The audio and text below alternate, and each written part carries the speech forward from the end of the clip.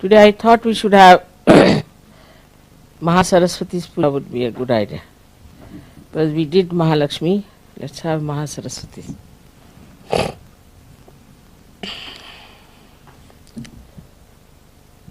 So, Mahasaraswati principle is on the right side, as you all know. First is the Brahmadeva's principle, which is the Saraswati principle. And then this Mahasaraswati takes you to the principle of Mahabrahmadeva called as Hiranyagarbha. Now this Hiranyagarbha principle is very important for Sahajogis. First of all, those who think too much or those who create too much without realization, those who express themselves in poetry or in literature or in music, you can say, in paintings, in all kinds of arts. If they are not realized souls, then they go to the left, to the extreme, or to the right. So, for example, if there is an artist, if he goes to the right, gradually his paintings will become extremely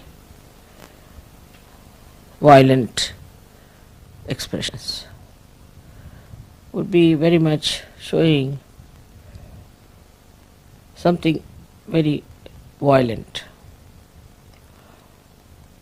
And also,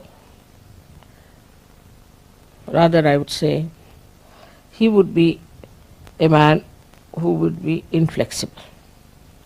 He'll have his own style, he can't move into another style, he will use the same style and he will not get into any other style.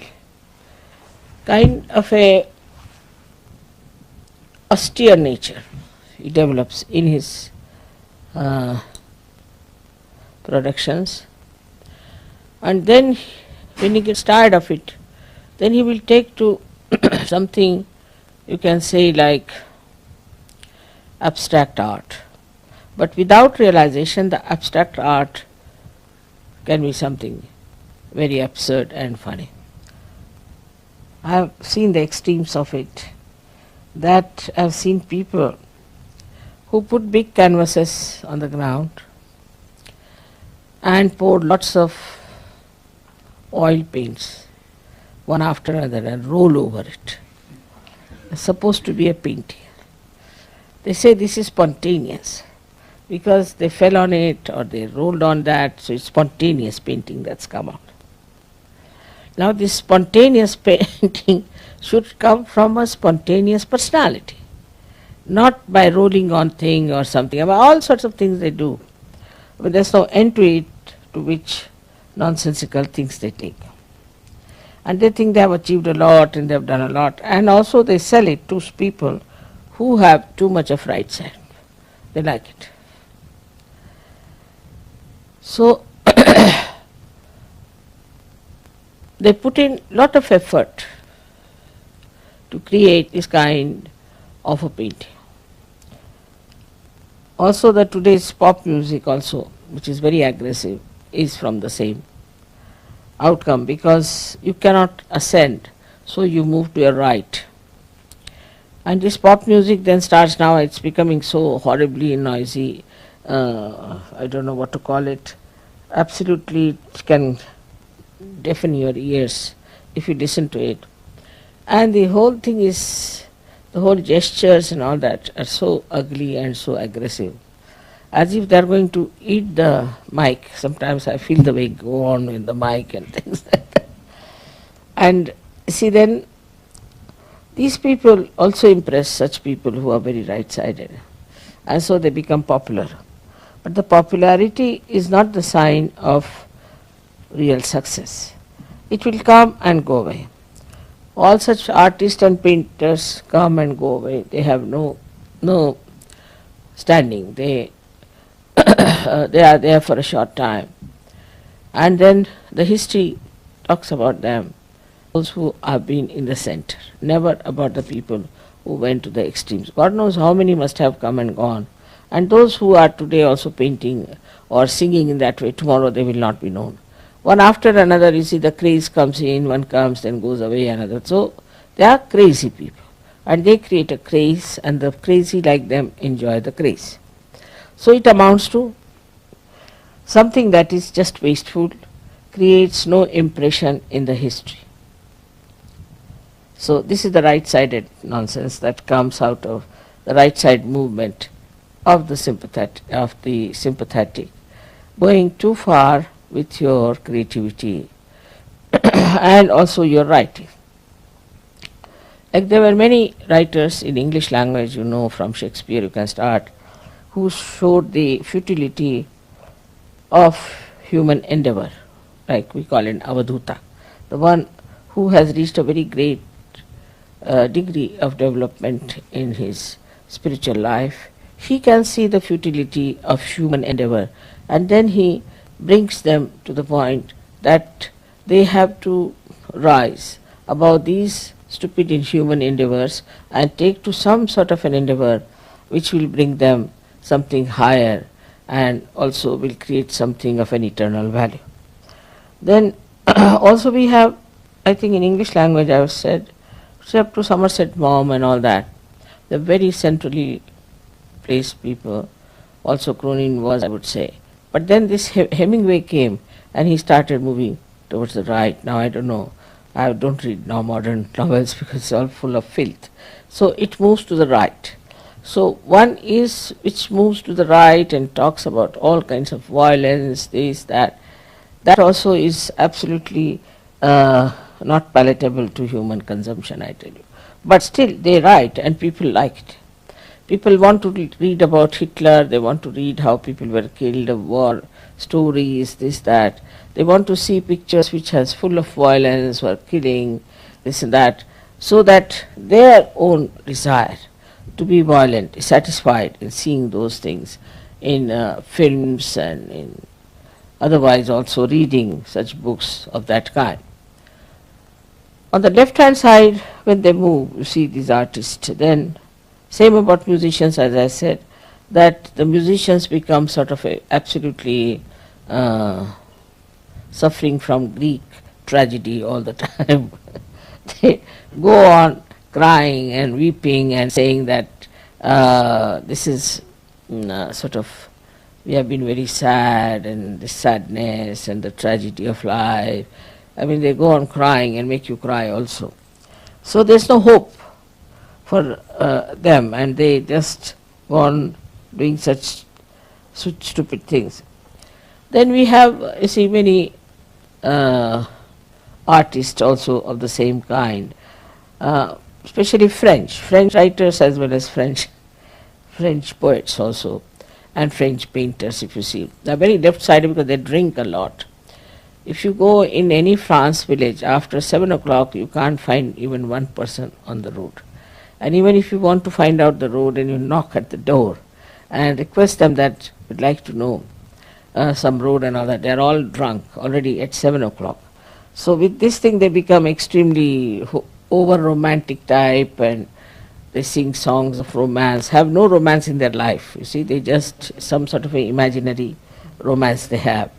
And they live in that imaginary world of pain and sufferings, and they have their own ideas about their own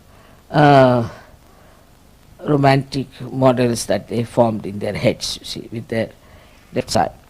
So the poets and the writers go to the left side like that, and in, say, for example, in our India, we had those Muslims who used to drink a lot. Then they started a thing called as ghazal, and that ghazal is nothing but crying. Even in certain poets, you see, we have this kind of thing in the other places, where there were many poets who were seeking God and were crying, "Oh God, when will I meet?" And in separation they are singing.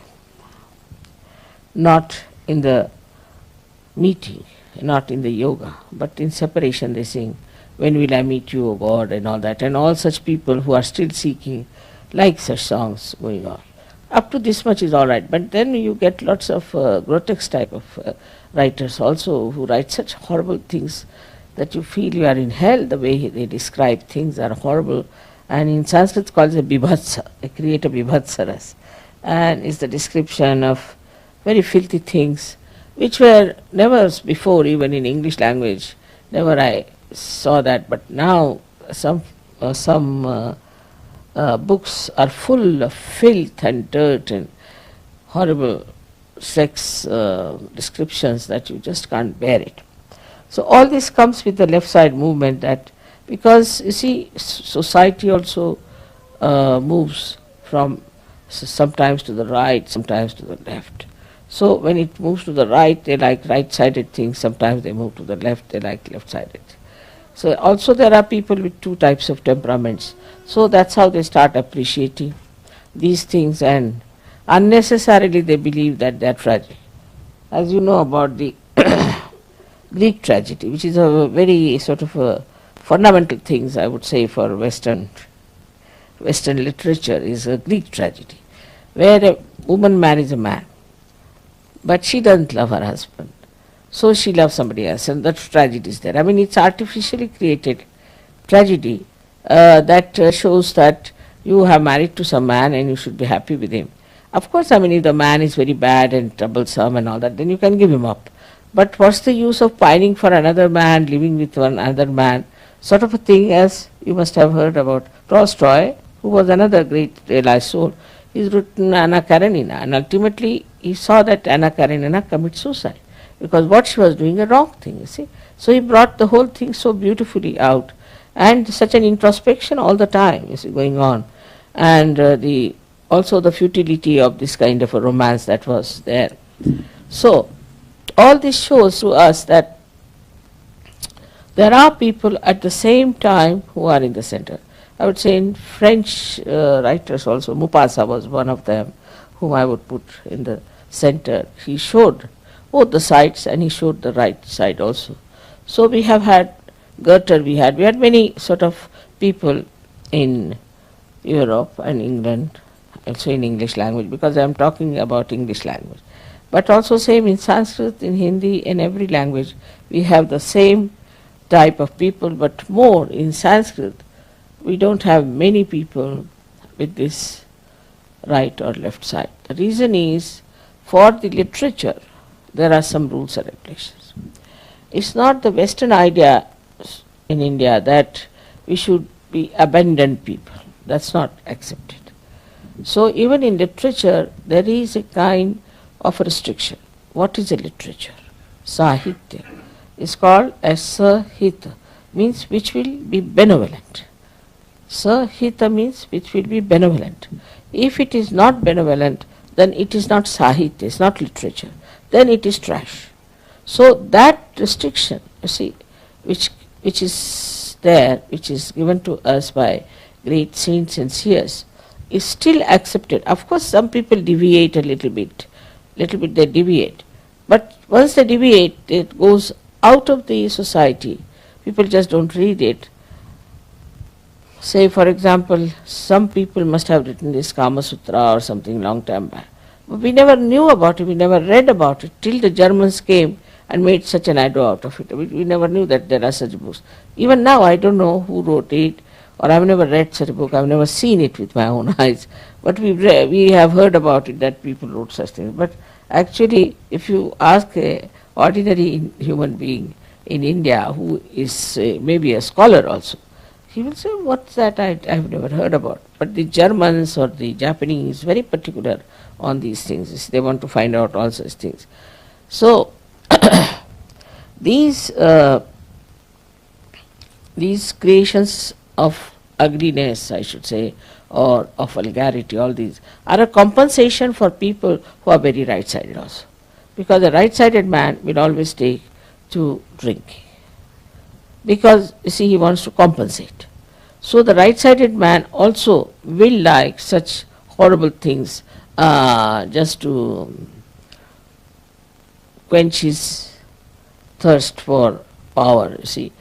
he is so mad, and then he would like to little bit neutralize that movement in such a way that his right-sided behavior is little bit compensated by the left side. So the people who are right-sided take to drinks very much.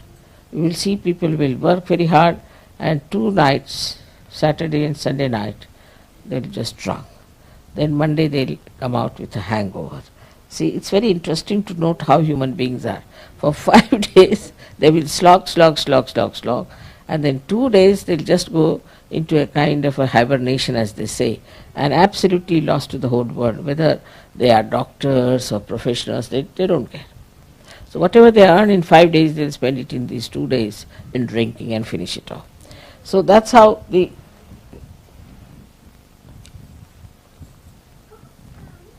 total gain in all that creativity comes. Now, when these extreme things start showing results, and then the artist gets just fed up with this kind of thing going on all around, he sees and all that, then within him rises a subtler attitude towards creativity, towards art, towards books and all that. And then he starts in that reading about the true knowledge, pure knowledge. He wants to see paintings, or he wants to listen to music which sings of divine or divinity.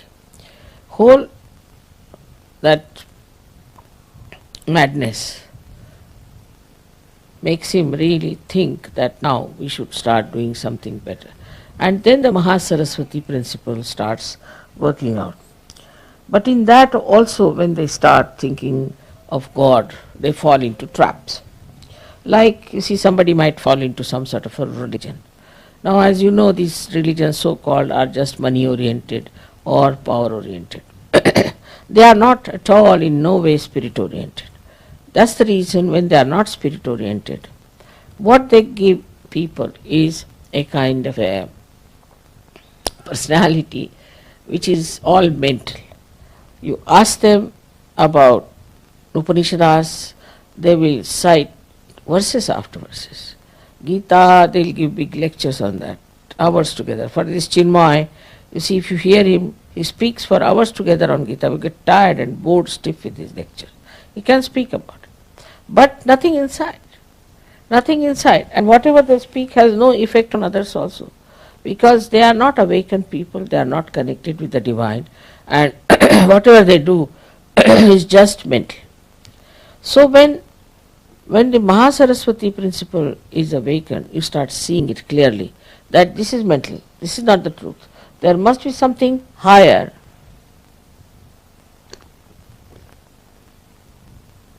They read about all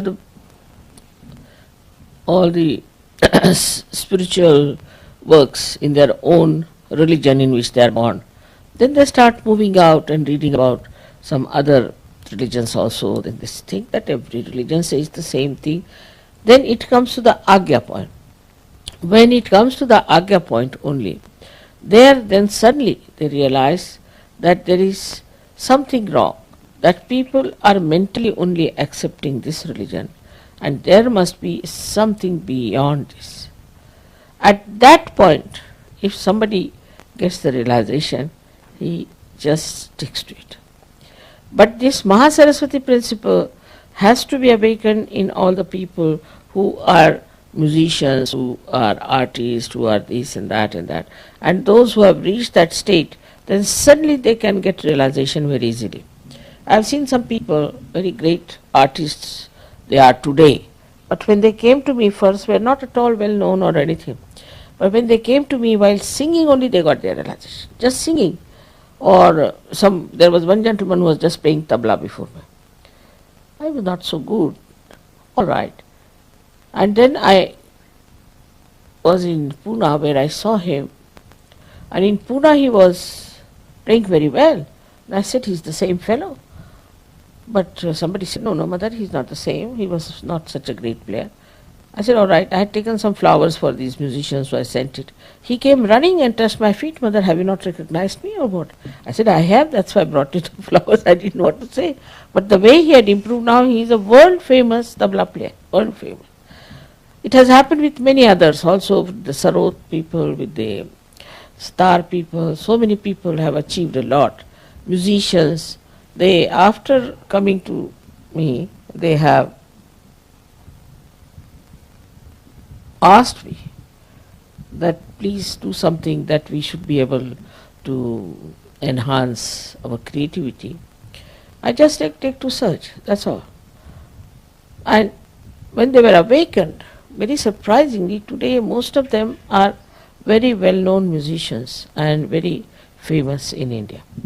Of course, the Western musicians, I don't know where to lay my hands because I don't know till the way they are screaming these days. I think their throats will be out, maybe something, then they might come to me. But on the whole, my own idea is this.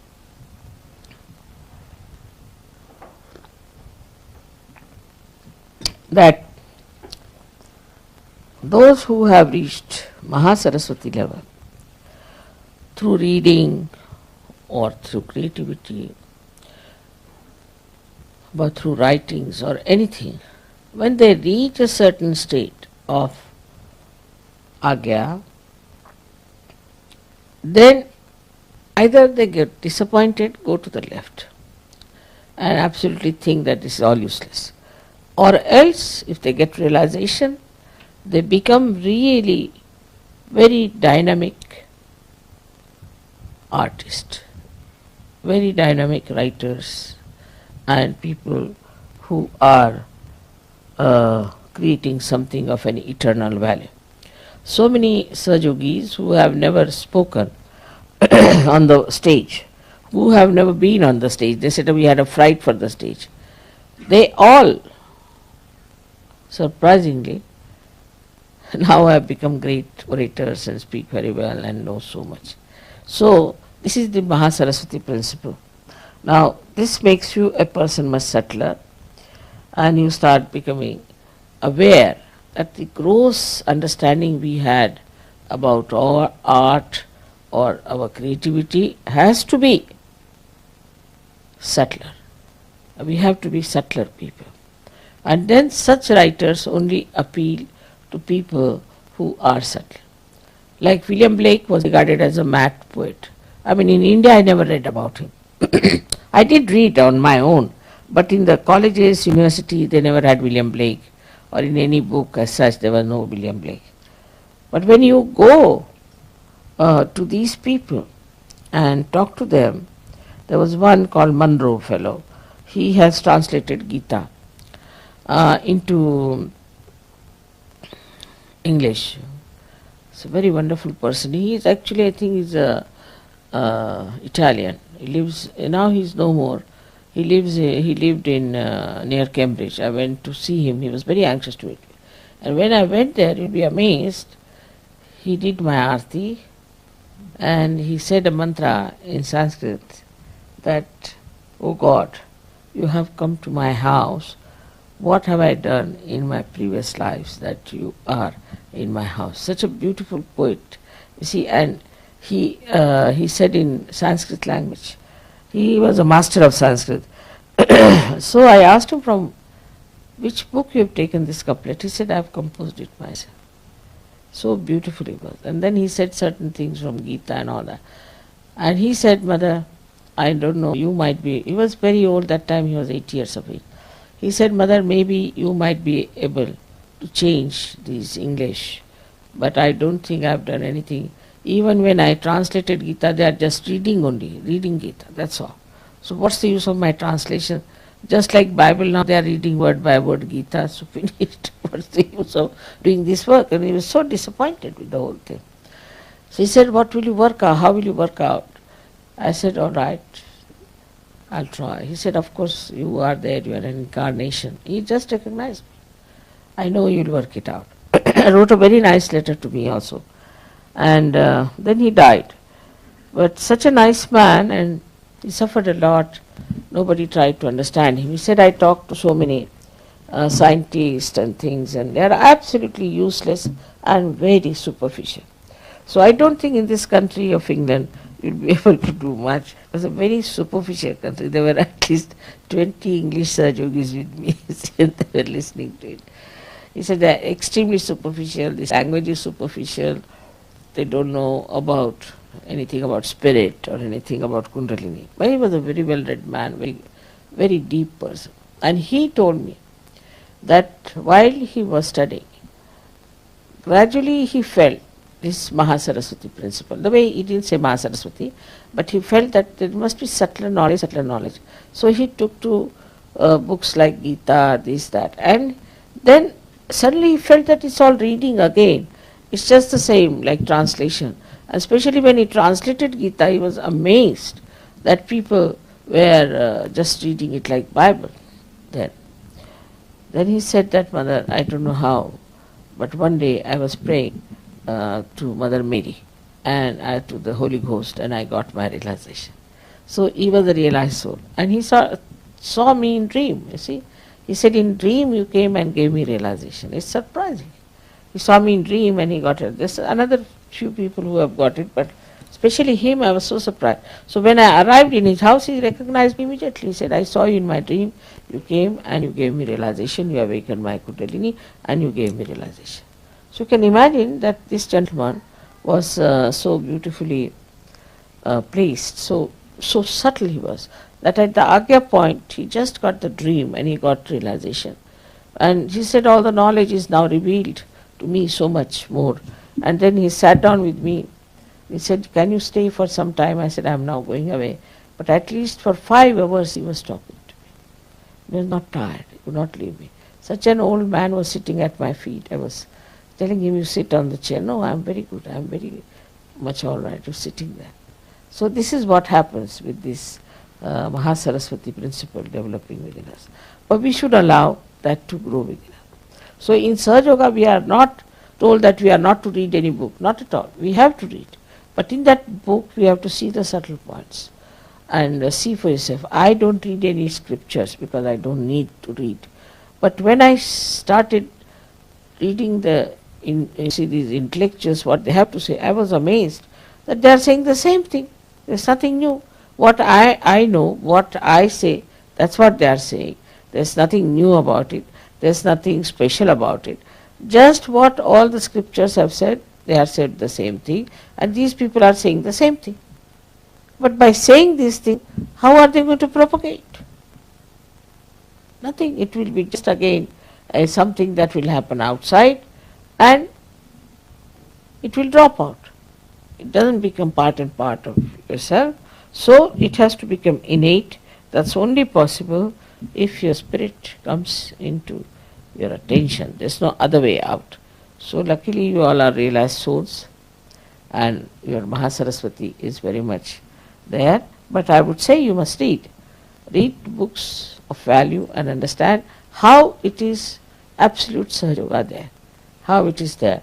Anything you take up, you will be surprised that all these books are talking about Sahaja Yoga. May not be all of it, but part of the Sahaja Yoga is there. All of them talk of some part of Sahaja Yoga, but not the whole of it, because they came at different times. And now the Sahaja Yoga is the time when you have to know the complete integrated knowledge of this religious thought that was there. Complete integrated. And that's how you understand that all religions are integrated.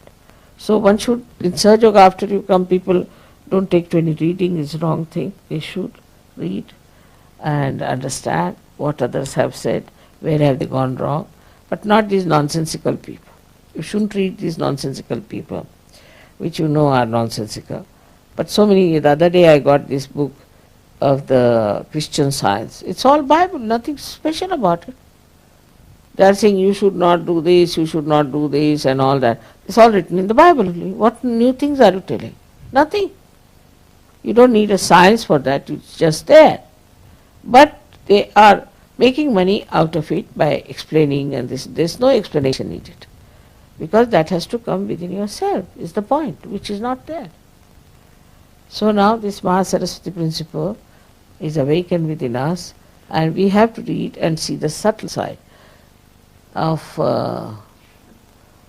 this growth of thought, how it grew up and how it became subtler and subtler, and how so many people in the world have contributed to it.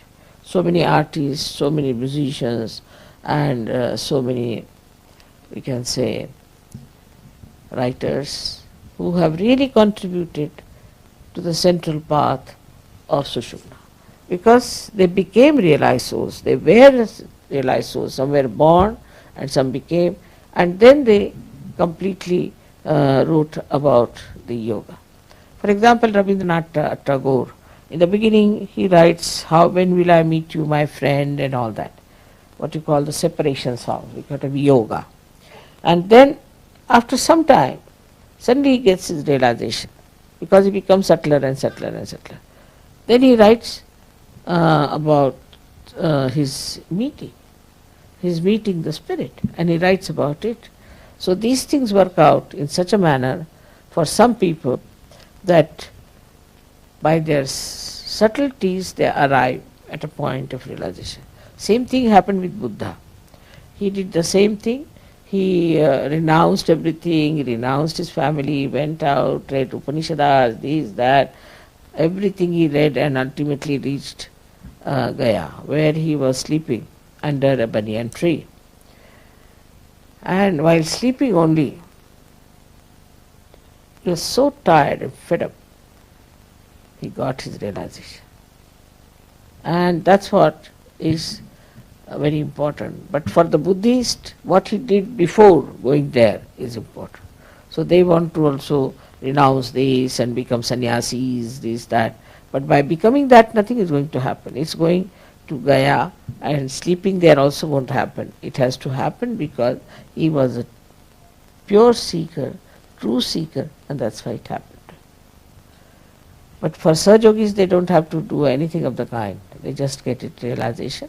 Because I think most of them in their last lives have crossed most of their problems and have known that it's nothing, it's all nonsense in all these things. Or maybe in this life also they must have realized it's all nonsense, and then they must have come to Sahaja. So it's a very great luck for you that you are here and you've got your realization and that you are enjoying yourself. May God bless you.